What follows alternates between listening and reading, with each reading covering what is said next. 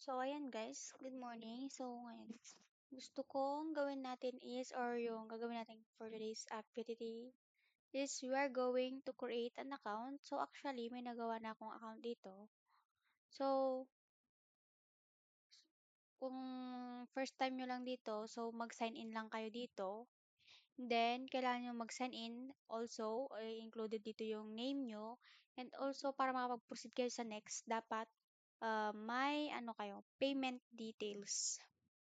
So, dito naman, nakikita nyo dito is I am user sign in nakalagay dyan.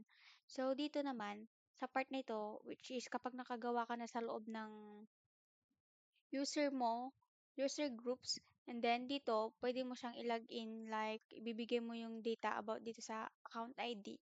So, for now, ito naman yung create a new user account. So, may account na kasi akong dati. So, ipapakita ko na lang sa inyo kung ano yung process ng sign up. So, wait lang nating mag-loading.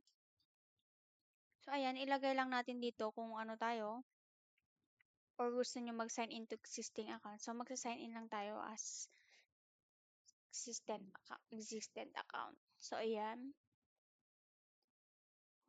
Ayan. Sign in tayo as a root user.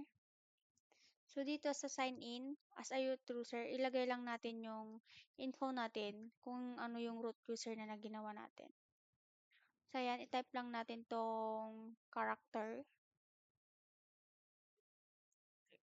HYN4C. So, ayun. So, input na natin yung password nating ginawa.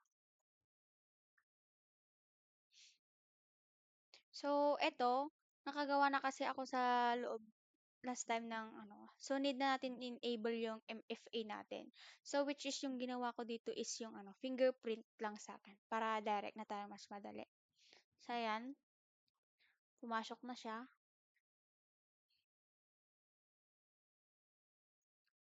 So,